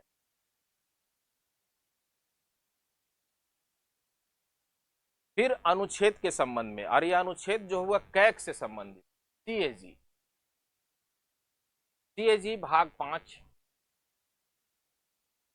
अनुच्छेद 148 से 151 के बीच। अब इसी में क्वेश्चन पूछा गया है अनुच्छेद दे दिया एक तरफ और दूसरे तरफ दे दिया मैचिंग करने के लिए। कैग को भारतीय संपत्ति का जनक भी कहा जाता है। कैग की अवधारणा हम लोगों ने ब्रिटेन से लिए थे। 1919 के अधिनियम में भी कैग की अवधारणा विकसित की गई थी। इस अधिनियम 1919 के कैग का जो सबसे महत्वपूर्ण काम है कि केंद्र और राज्य के संबंध में जो संपत्ति है, जो आय है, उसकी जानकारी प्राप्त, इसीलिए कहा जाता है कैग को भारतीय संपत्ति का जनक या भारतीय संपत्ति को भी कहा जाता है। यह एक संवैधानिक संस्था है। यह क्या है? एक संवैधानिक संस्था। क्यों? संविधान में वर्णन है, इसीलिए हम लोग इसे संवैधानिक संस्था कहते हैं। संस्था तीन प्रकार का है, एक संवैधानिक संस्था, एक गैर संवैधानिक संस्था, एक कार्यकारी संस्था। संवैधानिक संस्था उसे कहते हैं जो संविधान में वर्णन हो। गैर संवैधानिक संस्था उसे कहते हैं जब राष्ट्र में आवश्यकता पड़ा, देश में आवश्यकता पड़ा और उसका निर्माण हम लोगों ने कहाँ किए? संसद में किए। और जितने भी बनाए गए कानून वो सभी गैर संवैधानिक संस्था हो गया। एक संस्था है कि वह संस्था कहलाता है जिसे कार्यकारी संस्था कहते हैं। वह संस्था क्या है? तो केंद्रीय मंत्रिमंडल जिस संस्था का निर्माण करता है उसे कार्यकारी कहा जाता है। जैसे पहले योजना आयोग, वर्तमान नीति आयोग। अब इसके संबंध में देखते हैं आर्टिकल क्या क्या पूछा गया है। अनुच्छेद 148। अनुच्छेद 148 जो है वह कैग के संबंध में नियुक्ति का संबंध में प्रावधान है। अनुच्छेद 148 के बाद 149। पहला जब किसी व्यक्ति की नियुक्ति किया जाएगा तो दूसरा क्या होगा? उसके कार्य और शक्ति के संबंध में पूछा जाएगा। तो दूसरा आर्टिकल क्या हो जाएगा? जो है 149 में कैग के कर्तव्य और शक्तियों का वर्णन किया गया है। 150 में 148 हो गया, 49 हो गया, 150 अनुच्छेद में कहा किया गया, मैंने अभी बताया ना कि संघ और राज्य के जितनी भी वित्तीय संबंधी है आपको है उनकी जानकारी प्राप्त करना। इसी में लिखा है संघ के खातों के प्रबंध के लिए, तो 150 में हो जाएगा संघ के खातों के प्रबंध। 151 में हो जाएगा ऑडिट रिपोर्ट। एक ऑडिट रिपोर्ट जारी किया था जो सबसे महत्वपूर्ण माना जाता है, वह 150। यह आपको आर्टिकल है, बहुत ही इजी क्वेश्चन पूछा गया, ज्यादा टफ क्वेश्चन रहा नहीं। इसके अलावा कैग ने अभी हाल में कैग ने सबसे पहले किसी राष्ट्रीय पार्क के संबंध में यदि कोई रिपोर्ट जारी किया गया था तो काजीरंगा राष्ट्रीय पार्क के संबंध में पहली बार इसने रिपोर्ट जारी किया और बताया गया कि काजीरंगा राष्ट्रीय पार्क प्रदूषण की समस्या के कारण, इसीलिए वहां से सभी आसपास के दुकानों को हटाने का सुझाव भी दिया था। पहली बार किसी राष्ट्रीय पार्क के संबंध में इसने अपने खुलासा किया था। इसके अलावा कैग का रिपोर्ट एक और भी है, अभी हम लोग आगे चल के पढ़ेंगे कि सर्वोच्च न्यायालय में और उच्च न्यायालय में न्यायाधीशों की नियुक्ति के लिए एक सिस्टम है, कॉलेजियम सिस्टम। इसने बोला था कैग ने क्या कि कॉलेजियम सिस्टम में भ्रष्टाचार हो रहा है, भाई भतीजावाद हो रहा है, इसीलिए कॉलेजियम सिस्टम को समाप्त कर दिया जाए और उसके स्थान पर एनजैक को लाने की बात किया गया। और मनमोहन सिंह की सरकार ने एनजैक की कोशिश किए भी थे और लाया भी गया था, लेकिन सुप्रीम कोर्ट ने 2014 में उसे गैर संवैधानिक घोषित कर दिया गया। तो ये कैग का कुछ महत्वपूर्ण है। कैग सबसे महत्वपूर्ण माना जाता है। कैग में अधिकारी की नियुक्ति कौन करेगा? राष्ट्रपति। शपथ किसके पास लेगा? राष्ट्रपति के। कार्यकाल कितना होता है?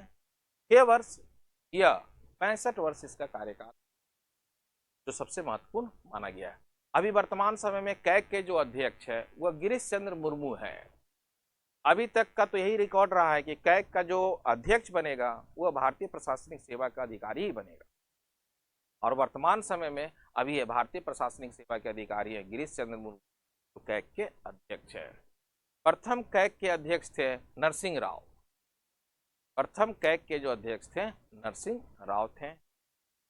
अभी वर्तमान में है गिरीश चंद्र। नेक्स्ट क्वेश्चन, राजस्थान की मंत्री परिषद की न्यूनतम सदस्य संख्या क्या हो सकती है?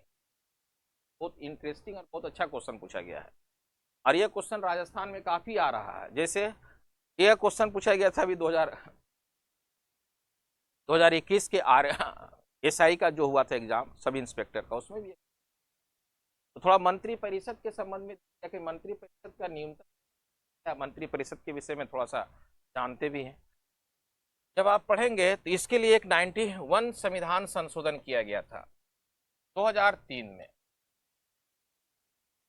और इस समय भारत के प्रधानमंत्री जो थे वो अटल बिहारी वाजपेयी। इसमें 2 प्रावधान लाए गए। पहला प्रावधान बोला गया क्या कि मंत्रिपरिषद में कोई भी मंत्री एक मैक्सिमम होगा, तो उसके लिए बोला गया कि 15% होगा, 15% धारणा दिया। दूसरा में बोला गया कि न्यूनतम जो मिनिमम कितना हो सकता है, 12 हो सकता है। और यही प्रावधान से क्वेश्चन पूछा गया है आपका आरएस के पेपर में। 15% मैक्सिमम, जैसे जब भी निकलेगा केंद्र में और राज्य में, जब भी निकालेंगे तो लोअर हाउस पर निकालेंगे, विधानसभा पर निकलेगा। राज्य में विधानसभा में, केंद्र में लोकसभा में। लोकसभा की सदस्य संख्या कितनी है, 543। इसका 15% निकालिएगा तो 10% क्या हो जाएगा, 14। 5% क्या हो जाएगा, 17, लगभग 81 को 1 + 80 लिखा जा सकता है। 1 कहने का मतलब है प्राइम मिनिस्टर और 80 कहने का मतलब इनके मंत्री। तो मैक्सिमम जो है वह आपको है 15% बताए। केंद्र में जब भी और राज्य में मैक्सिमम जो हो वह 15%। इसीलिए 81। जैसे एक छोटा और भी कोई एग्जांपल लेते हैं, उत्तर प्रदेश। उत्तर प्रदेश में विधानसभा के सीट है 403, इसमें मंत्री बनेंगे 60। 60 को 1 + 59 लिख सकते हैं। एक सीएम, बाकी अन्य मंत्री। इसके अलावा राजस्थान में मैक्सिमम 200 सीट है। 200 का 30% कितना, 15% कितना हो जाएगा, 30। इसको 1 + 29 लिखा जा सकता है।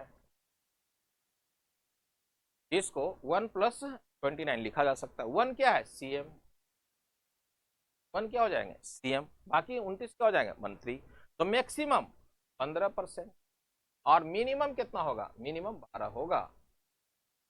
अब 12 के लिए भी कुछ चीजें एग्जांपल में देख लेते हैं। जैसे अब इसमें आंसर तो हो जाएगा 12 आपका ए।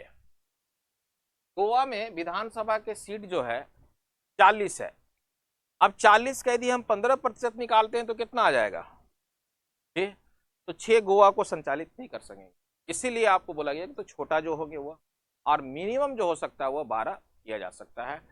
इसीलिए जैसे पांडिचेरी हो गया, दिल्ली हो गया, ये सभी क्या है, इन सभी को प्रशासन को चलाने के लिए यहाँ पर ही 12 रखा गया है। कम से कम 12 होना है।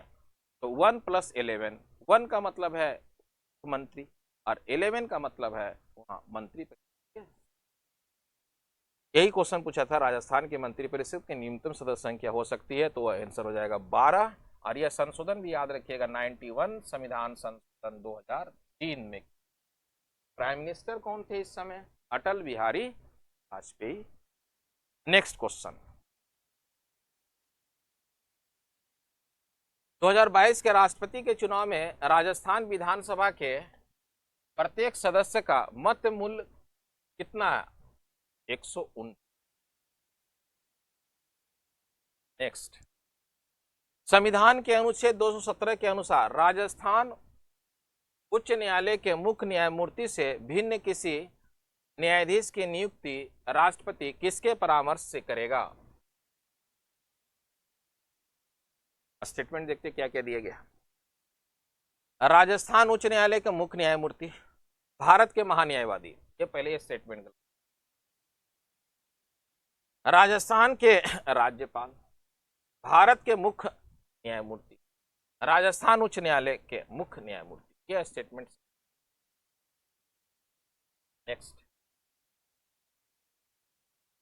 निम्न में से किसकी सिफारिश पर राजस्थान में राज प्रमुख के पद को समाप्त कर दिया गया। किसके सिफारिश पर राज प्रमुख के पद को समाप्त कर दिया गया।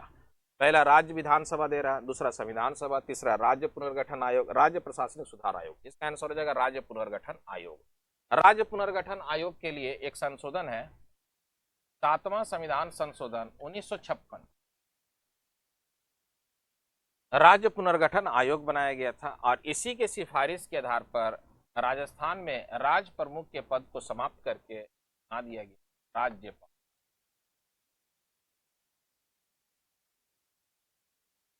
इसका आंसर हो जाएगा राज्य पुनर्गठन आयोग। नेक्स्ट, राजस्थान लोक सेवा आयोग के संबंध में निम्नलिखित कथनों पर विचार कीजिए।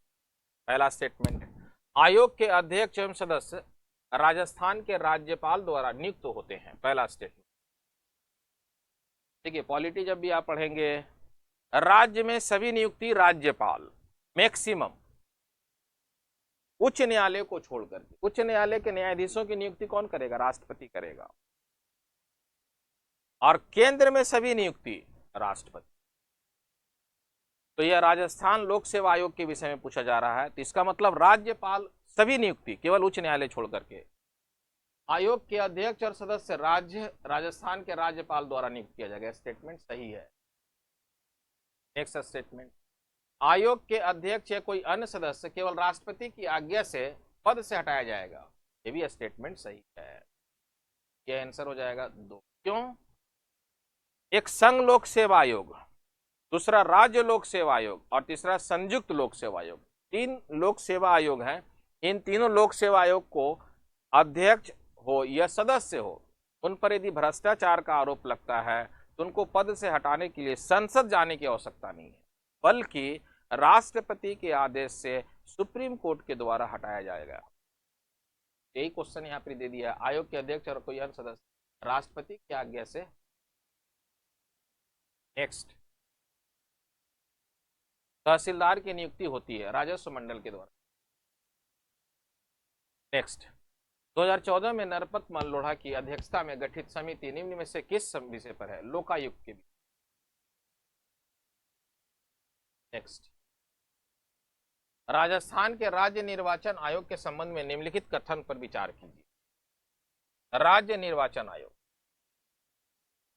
जैसे आप पढ़िएगा, संघ में पढ़ेंगे, संघ में यदि चुनाव आयोग पढ़ रहे हैं, संघ में चुनाव आयोग में प्रारंभ में एक अध्यक्ष होता था, लेकिन आगे चल करके 1990 में एक अध्यक्ष 2 अन्य सदस्य बना।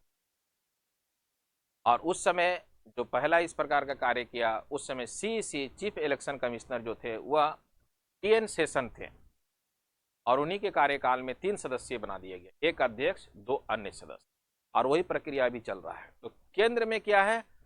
अधिकांश में आप देखिएगा, केंद्र में यदि कोई 3 है तो राज्य में वह 1 हो जाता है। यदि केंद्र में 5 है तो राज्य में 3 हो जाता है। जैसे केंद्र में देखिएगा, जब आप पढ़िएगा वित्त आयोग, तो वित्त आयोग में 1+4 सदस्य है, तो राज्य में हो जाएगा 1+2। केंद्र में यदि आप पढ़ रहे हैं चुनाव आयोग में एक अध्यक्ष और 2 अन्य सदस्य है, तो राज्य में 1 हो जाएगा। थोड़ा कंसेप्ट पर आप ध्यान दे सकते हैं कि यदि केंद्र में 5 है तो राज्य में जो वह बनता है उसी के पैरेलल, जैसे मैं बोल रहा हूं कि संघ में वित्त आयोग है तो राज्य में वित्त आयोग बनाएगा, तो उसमें 3 सदस्य होगा। केंद्र में कितना होगा? 5। उसी प्रकार का है, राज्य में चुनाव आयोग 1 होगा, जबकि केंद्र में जो चुनाव आयोग बना है वह 3 है। ये कंसेप्ट कुछ इस प्रकार का है। अब इसी से संबंधित कुछ क्वेश्चन देखिए, आप उसका आंसर आप खुद यहाँ पर बता देंगे। भारत के संविधान के अनुच्छेद 343 के अधीन जुलाई 1994 में इसका गठन किया गया। स्टेटमेंट सही है। दूसरा, राज्य निर्वाचन आयुक्त के प्रधान में यह एक सदस्यीय आयोग है। यह स्टेटमेंट अर्थ हुआ। जैसे इसमें जब भी आप पंचायत पढ़िएगा तो पंचायत का जो आर्टिकल है 243 से लेकर के 243A से लेकर 243O तक है।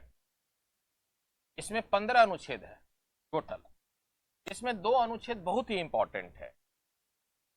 243I, इसको 9 कह सकते, 243K, इसको 11 कहा। आई में क्या है? राज्य वित्त आयोग, राज्य।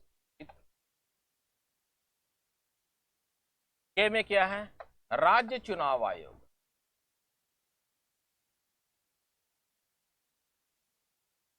और दोनों ही संवैधानिक संगठन है, दोनों ही संवैधानिक संस्था है, और दोनों राज्य वित्त आयोग संवैधानिक संस्था होने के साथ साथ राज्य वित्त आयोग और राज्य चुनाव आयोग, इनकी नियुक्ति जो है राज्यपाल के द्वारा किया जाएगा। मैं शुरू में ही बता रहा हूं कि राज्य में सभी नियुक्ति राज्यपाल, एक्सेप्शन उच्च न्यायालय को छोड़कर। इसी प्रकार का ये इंपॉर्टेंट है जो अक्सर एग्जाम में क्वेश्चन पूछा जाता है। नेक्स्ट, अगस्त 1953, यह भी क्वेश्चन बहुत इंपॉर्टेंट, अभी इस पर मैंने चर्चा भी कर रहे थे, आप लोग को मैं बताया राज्य पुनर्गठन आयोग जो है उसी से रिलेटेड ये क्वेश्चन पूछा गया है। अगस्त 1953 में भारत सरकार द्वारा गठित किए गए राज्य पुनर्गठन आयोग के निम्नलिखित में से कौन सा सदस्य थे? राज्य पुनर्गठन आयोग, देखिए जब ब्रिटिश शासन काल रहा भारत में तो 1870 से लेकर के 1970 के बीच में राज्य बनाने का जो मुख्य आधार रखा था वह भाषा रखा था। लेकिन 1970 से लेकर के 2023 तक जो है यहाँ जो विकास का मुख्य आधार है वह विकास है। राज्य बनाने का मुख्य आधार क्या है? विकास है, विकास को आधार बनाया गया 70 के बाद। लेकिन फिर भी जो भी कमेटी बनाया उस सभी कमेटी ने भाषा के आधार पर राज्य बनाने की नेग्लेक्ट कर दिया था, अस्वीकार कर दिया था। जब आजाद हुआ भारत तो उस समय नेहरू ने एक कमेटी बनाए थे, एसके दर समिति, जो सबसे पहला कमेटी है आजादी के बाद। एसके दर समिति बनाया गया और ये यूपीएससी में भी क्वेश्चन पूछा गया है कि सबसे पहला कमेटी राज्यों के संदर्भ में कौन सा बनाया गया था, तो एसके दर समिति बनाया गया था। इस एसके दर समिति ने भाषा के आधार पर राज्य को बनाने के अस्वीकार कर दिया। फिर आगे चल करके एक नेहरू के नेतृत्व में कमेटी बना, फिर आगे चल करके 1953 में इसी प्रकार विवाद हो रहा था। तो उस समय मद्रास प्रांत था, मद्रास प्रांत में दो समुदाय के लोग रहते थे, एक तमिल समुदाय के लोग, दूसरा तेलुगु समुदाय के लोग, और दोनों आपस में क्या करते थे? विवाद करते थे। इसी विवाद का परिणाम स्वरूप 1953 में कांग्रेस का एक नेता थे जिनका नाम था रमल्लू, उसने अपने आप को आत्मदाह कर लिए। जैसे ही आत्मदाह करेंगे वैसे ही नेहरू मंत्रिमंडल को आंध्र प्रदेश राज्य बनाना पड़ेगा मद्रास से अलग करके 1953 में। जैसे ही 1953 में आंध्र प्रदेश राज्य बनेगा, जो आजादी के बाद बनने वाला पहला राज्य, यह आप कह सकते हैं इसमें कि भाषा के आधार पर बनने वाला यह पहला राज्य था आंध्र प्रदेश। और आंध्र प्रदेश की पहली राजधानी बनाया गया था कुर्नूल को। तो वही विवाद था। फिर आगे चल करके 1953 में ही, अब 1953 में ही जो कमेटी बनाया गया उसी की चर्चा यहां पूछा जा रहा है। 1953 में 3 सदस्यीय कमेटी बनाया गया और 3 सदस्यीय में अध्यक्ष बना दिया गया फजल अली को। न्यायाधीश फजल अली को गठित किए गए राज्य पुनर्गठन आयोग का अध्यक्ष बना दिया गया। ये अध्यक्ष हो गए फजल अली, और 2 उनके सहायक हो गए, के.एम. पनिक्कर, हृदयनाथ कुंजरू। इसी प्रकार का भी एक क्वेश्चन जो पूछा गया है, पहले क्वेश्चन का आंसर दे लेते हैं, उसके बाद और एक्सप्लेन करते हैं। अगस्त 1953 में भारत सरकार द्वारा गठित किए गए राज्य पुनर्गठन आयोग के निम्नलिखित में कौन सा सदस्य थे? ये तीनों सदस्य थे। अब तीनों ऑप्शन देखिए किसमें है। एक ऑप्शन तो गलत हो जाएगा, जिसमें भी एक रहेगा वह गलत है आपका, यह आपका सही हो। 3, 2, 3 और 4 होगा। अब यहां जैसे देखें फजल अली के नेतृत्व में क्या बना दिया गया? समिति बना दिया गया। फजल अली समिति ने अपना रिपोर्ट दे दिया। रिपोर्ट देने के बाद संविधान में 7वां संशोधन किया गया, 7 अमेंडमेंट किया गया 1956 में। और अमेंडमेंट करने के बाद यहां एक टॉपिक जोड़ा गया, राज्य पुनर्गठन अधिनियम। राज्य पुनर्गठन अधिनियम बनाया गया और राज्य पुनर्गठन अधिनियम के तहत भारत में 14 राज्य बनाया गया 1956 में और 6 केंद्र शासित प्रदेश बनाए। आज वर्तमान समय में 28 राज्य है और 8 केंद्र शासित प्रदेश। इसीलिए यह क्वेश्चन हमेशा एग्जाम में पूछा जाता है। फजल अली समिति बहुत इंपॉर्टेंट है। आईएएस के एग्जाम में क्वेश्चन पूछा गया है, इसके दर समिति। आजादी के बाद भाषा के आधार पर बनने वाला पहला जो समिति था वह कौन सी समिति है? तो इसके दर समिति है, जो आ जाता है। इसके अलावा एक स्टेटमेंट अक्सर एग्जाम में आता है कि आजादी के बाद बनने वाला भारत में पहला राज्य कौन सा है, तो उसका आंसर हो जाएगा आंध्र प्रदेश। यह भाषा के आधार पर बनने वाला पहला राज्य कौन सा हो जाएगा? आंध्र प्रदेश। और आंध्र प्रदेश के याद रखिएगा पहली राजधानी कुर्नूल। उसके बाद आंध्र प्रदेश को भी आगे चल करके क्या किया गया, फिर आगे चल करके एक कृष्णन समिति बनाया गया 2014 में, उसको भी आपको अलग कर दिया गया। एक तेलंगाना बना दिया गया और एक आंध्र प्रदेश बना दिया गया। वर्तमान समय में आंध्र प्रदेश की जो राजधानी है, अभी वर्तमान समय में जो राजधानी है वह विशाखापट्टनम। 2023 में वहां के सीएम ने भी घोषणा किया है कि नया कैपिटल बनाएंगे वह विशाखापट्टनम। इसके अलावा आंध्र प्रदेश में जो उच्च न्यायालय है अमरावती, वह सबसे नवीनतम उच्च न्यायालय है। नवीनतम कहने का मतलब है कि 1 जनवरी 2019 में भारत में 25वां उच्च न्यायालय बनाया गया था, वो अमरावती उच्च न्यायालय। ये इससे फैक्ट जुड़ा हुआ था सभी point. Next question, next question economy का आ गया। पॉलिटी हम लोगों ने कर लिया, ज्योग्राफी कर लिए, इकोनॉमी से कौन सा क्वेश्चन पूछा गया? सबसे इंपॉर्टेंट क्वेश्चन, पूर्व पश्चिम कॉरिडोर जोड़ता है, यह हमेशा एग्जाम में आता है। पूर्व पश्चिम कॉरिडोर, एक होता है पूर्व से पश्चिम, ईस्ट टू वेस्ट, एक होता है नॉर्थ टू साउथ। बहुत ही इंपॉर्टेंट है। पूर्व पश्चिम कॉरिडोर जोड़ता है, इसका आंसर हो जाएगा सिलचर से पोरबंदर। सिलचर मतलब क्या? असम में सिलचर, और पोरबंदर क्या? गुजरात में। इसको जोड़ने के लिए ही आपको है, यह लाइन है जो इसमें सड़क का निर्माण किया जा रहा है, कॉरिडोर बनाया जा रहा है, जो सबसे महत्वपूर्ण है। जब उत्तर से दक्षिण पूछा जाएगा तो कश्मीर से लेकर के कन्याकुमारी के बीच। इसी से जुड़ा हुआ और भी क्वेश्चन एग्जाम में पूछा जाता है, जैसे यह जो प्रोजेक्ट चलाया जा रहा है, इसे भारतमाला योजना के नाम से भी जानते हैं। भारतमाला योजना कहने का मतलब है कि पूर्वी भारत को और पश्चिमी भारत को सड़क के माध्यम से, भूमि के माध्यम से जोड़ने की योजना है भारतमाला योजना। भारतमाला योजना की अवधारणा लाया गया था अटल बिहारी वाजपेयी के द्वारा 2003 में। मनमोहन सिंह के समय में यह प्रोजेक्ट पर ज्यादा ध्यान नहीं दिया गया, लेकिन नरेंद्र मोदी की सरकार ने इस पर काफी काम कर रहे हैं।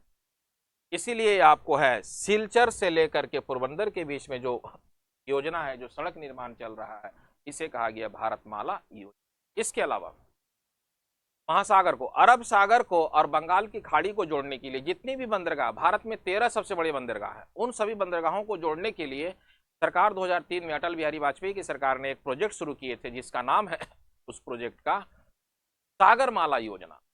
एक है भारतमाला योजना जो सड़क के माध्यम से, एक है सागर को जोड़ने की योजना था सभी बंदरगाहों को, उसको नाम रखा गया सागर परियोजना। और ये सबसे महत्वपूर्ण है जो इससे जुड़ा हुआ, उसी से जुड़ा हुआ एक क्वेश्चन पूछा गया है, पूर्वी पश्चिमी कॉरिडोर जोड़ता है। इसके अलावा एक क्वेश्चन और भी इसमें पूछता है, पूरब से पश्चिम, उत्तर से दक्षिण, यह बिंदु कहां आकर के मिलता है? यह भी क्वेश्चन एग्जाम में पूछा जाता है। यह झांसी उत्तर प्रदेश में, यह भी बहुत बार एग्जाम में क्वेश्चन पूछा गया है। नेक्स्ट क्वेश्चन, आप इस टॉपिक को कह सकते हैं ज्योग्राफी का भी पार्ट है और इकोनॉमी का भी पार्ट है। नेक्स्ट, भारत में बॉक्साइट और अबरक के सर्वाधिक उत्पादक राज्य कौन सा है? बॉक्साइट के सबसे अधिक उत्पादक राज्य उड़ीसा और अबरक का भी आंध्र प्रदेश। नेक्स्ट, निम्नलिखित में से कौन सा समीकरण सकल राजकोषीय घाटे के सूत्र को दर्शाता है? राजकोषीय घाटा का मतलब क्या है? सकल राष्ट्रीय राजकोषीय घाटा का अर्थ यही हुआ कि भारत में प्रशासनिक खर्च, यह भारत सरकार अधिक से अधिक किसी दूसरे देश से कर्ज ले रहा है, यह उधार ले रहा है, इसका सीधा सा मीनिंग है। राजकोषीय घाटा सरकार के लिए सबसे समस्या का होता है, इस राजकोषीय घाटा को कंट्रोल करना सरकार के लिए सबसे महत्वपूर्ण काम होता है। ऐसी राजकोषीय घाटा को कंट्रोल करने के लिए सरकार विभिन्न प्रकार की योजनाएं चलाती है, विभिन्न प्रकार के प्रशासनिक खर्च में कमी किया जाता है, ये इससे जुड़ा हुआ है। अब यह क्वेश्चन पूछा गया है सूत्र के संबंध में, तो जो भी घाटा के संबंध में होगा वही इसका आंसर हो जाएगा। सकल राजकोषीय घाटा बराबर शुद्ध घरेलू उधार, आरबीआई से उधार और विदेशी उधार। निम्नलिखित में से वस्तु, लोक वस्तु, पब्लिक गुड्स नहीं है। बहुत इजी क्वेश्चन है, इसको तो थोड़ा सा आप पढ़ते ध्यान देंगे तो तुरंत इसका सब निकालेंगे। कार है और सभी है, कार क्या है ये प्रश्न ही नहीं, पब्लिक गुड्स नहीं है यार। नेक्स्ट, मुद्रास्फीति के संबंध में, इन्फ्लेशन के संबंध में, इसको बस परिभाषित किया हुआ है, केवल ध्यान से पढ़ेंगे और आंसर देंगे। मुद्रास्फीति का अर्थ होता है, इन्फ्लेशन का अर्थ होता है वस्तुओं के दाम में बढ़ोतरी, वस्तुओं के मूल्य में बढ़ोतरी और मुद्रा के मूल्य में कमी, मुद्रा के महत्व में कमी, उसी को कहा गया मुद्रास्फीति।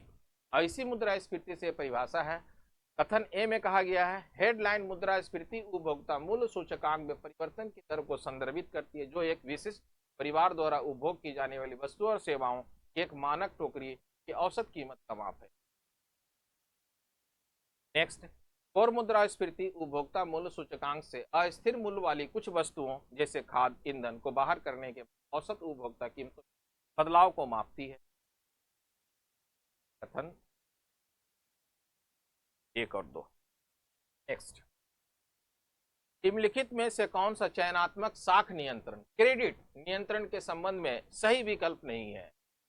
क्रेडिट के संबंध में कौन सा सही विकल्प नहीं है? सरकारी प्रतिभूतियों को बेचना, यह नहीं। 2 आंसर हो जाए। नेक्स्ट, निम्नलिखित में से कौन सा राजकोषीय नीति का उपकरण नहीं? देखिए, राजकोषीय नीति, राजकोषीय नीति सबसे इंपॉर्टेंट माना जाता है। भारत सरकार के लिए एक चुनौती होता है कि राजकोषीय नीति इस प्रकार बनाए ताकि कम से कम राजकोषीय नीति रहे। इसीलिए भारत सरकार उसको कम से कम करने के लिए विभिन्न प्रकार का कार्यक्रम या विभिन्न प्रकार का कार्य करती है, जिसमें सबसे इंपॉर्टेंट है प्रशासनिक खर्च में कमी।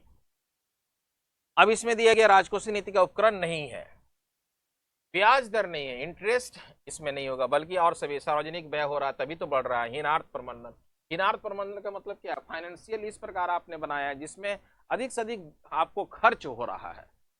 सिस्टमेटिक तो हो रहा ही है, योजनागत तो हो रहा है, गैर योजनागत में भी खर्च ज्यादा से ज्यादा हो रहा है, इसीलिए आपका ब्याज दर इस नीति के संबंध। नेक्स्ट,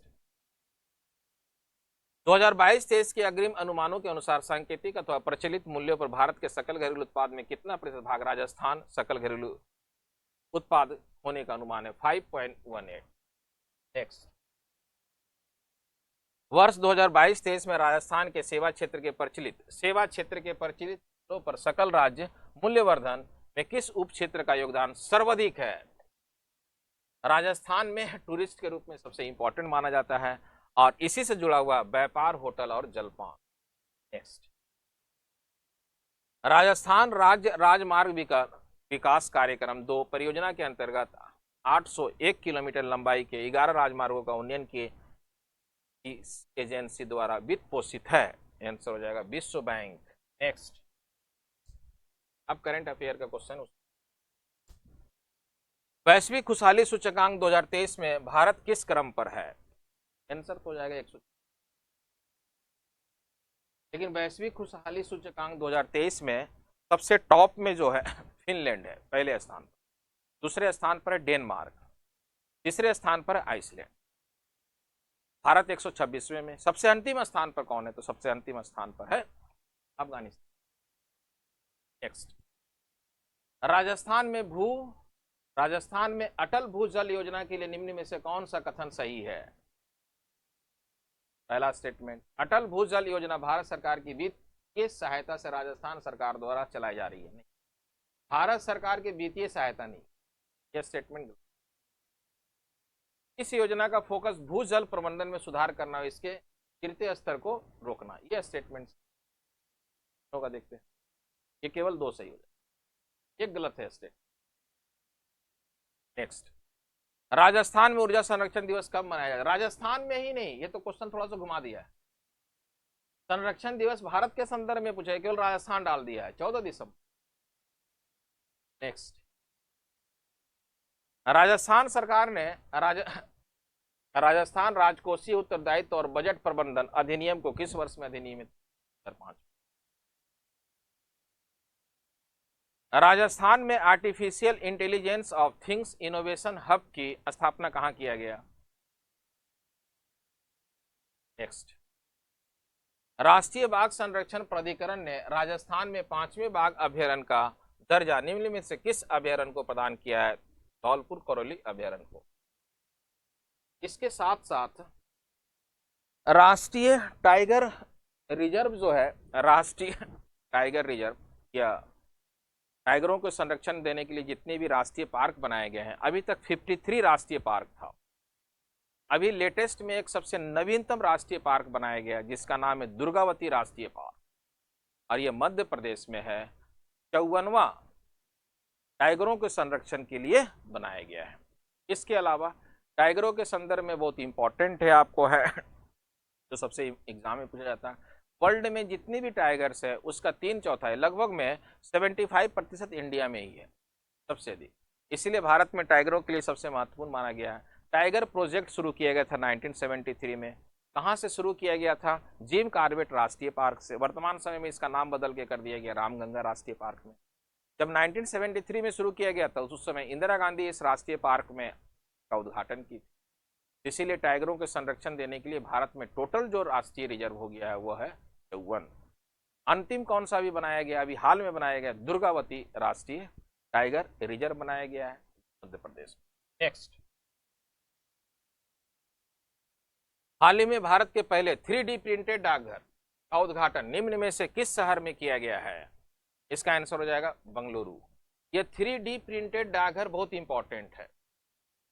जैसे अभी क्वेश्चन आ गया 3D प्रिंटेड डाकघर, यह बेंगलुरु में 2023 में। इसके अलावा 3D प्रिंटेड हाउस बनाया गया है अभी, 3D प्रिंटेड हाउस। ये 3D प्रिंटेड हाउस कहाँ बनाया गया? चेन्नई में।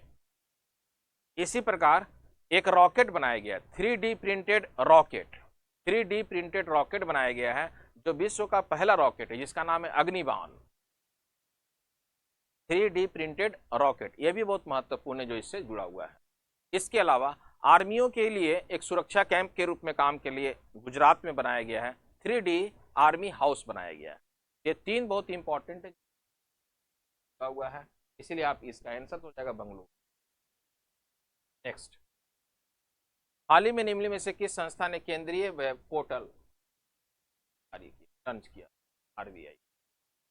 नेक्स्ट, निम्नलिखित कथनों पर ध्यान पूर्वक पढ़िए।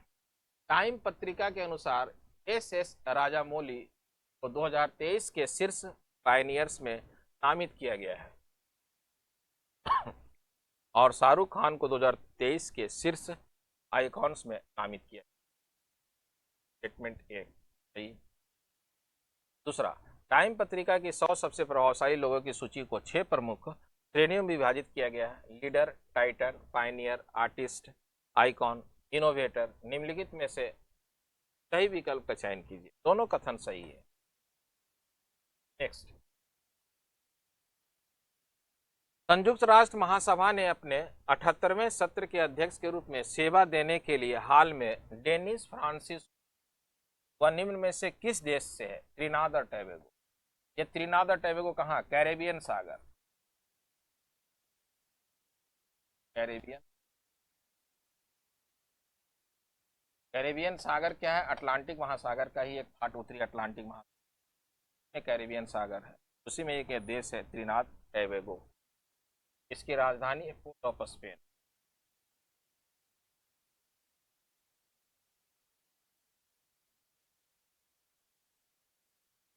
नेक्स्ट, जुलाई 2023 में स्पीकर राजस्थान में भारत के प्रधानमंत्री ने यूरिया की एक नई किस्म को लॉन्च किया। यूरिया की इस नई किस्म का नाम क्या रखा गया? यूरिया गोल्ड रखा गया। नेक्स्ट, आर्टिफिशियल इंटेलिजेंस के व्यवहारिक उपयोगों की पहचान के लिए AI for good global summit 2023 हाल में किस आयोजित किया गया? स्विट्जरलैंड में आयोजित। नेक्स्ट, भारत के पहले खुले संग्रहालय शहीदी पार्क का उद्घाटन कहाँ किया गया? दिल्ली में किया गया था। नेक्स्ट, हाल ही में इक्वाडोर वासियों ने अमेजन के निम्न में से किस जैव विविधता वाले क्षेत्र में जनमत संग्रह द्वारा तेल की ड्रिलिंग को अस्वीकार कर एक ऐतिहासिक निर्णय लिया? यह ओसनी राष्ट्रीय उद्यान। नेक्स्ट, मेरा गांव मेरी धरोहर किस मंत्रालय के अंतर्गत है? केंद्रीय संस्कृति। नेक्स्ट, राष्ट्रमंडल संसदीय संघ का भारत क्षेत्र का 9वां सम्मेलन निम्न में से किस शहर में आयोजित किया गया? उदयपुर में। और इसकी अध्यक्षता किसके द्वारा किया गया था? भारत के लोकसभा के अध्यक्ष थे डॉक्टर ओम बिरला के द्वारा। Next, FISU world university games 2023 की पदक तालिका में भारत के कौन से 7वें? नेक्स्ट, अगस्त 2023 को भारत ने हॉकी की चौथी एशियन चैंपियनशिप ट्रॉफी में मलेशिया को अंतिम मैच में हराया। यह मैच किस स्टेडियम में खेला गया था? मेयर राधाकृष्णन। नेक्स्ट, राजेश्वरी कुमारी जिन्होंने बाकू अजरबैजान में आयोजित विश्व चैंपियनशिप में 5वें स्थान प्राप्त कर ली, पेरिस ओलंपिक हेतु पात्रता प्राप्त की, किस सानेबाजी। नेक्स्ट, भारत के कमलजीत ने 24 जुलाई 2023 को ISSF junior shooting world championship 2023 में पुरुषों की व्यक्तिगत 550 मीटर पिस्टल स्पर्धा में स्वर्ण पदक जीता। यह स्पर्धा निम्न में किस देश में आयोजित की गई थी? नेक्स्ट, हाल ही में भारत की CA भवानी देवी ने एशियन फेंसिंग चैंपियनशिप में एक कांस्य पदक जीता। वे सेमीफाइनल में किस खिलाड़ी से हारी थी? नेक्स्ट, किस भारतीय संस्था को गांधी शांति पुरस्कार 2021 हेतु चयनित किया गया है? गीता प्रेस को। इसके साथ साथ ये 2021 के लिए दिया गया है ये पुरस्कार। 2021 इस पुरस्कार के माध्यम से सबसे अधिक धनराशि दी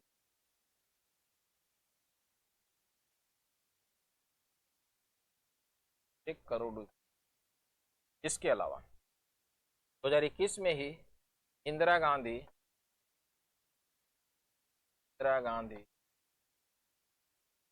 शांति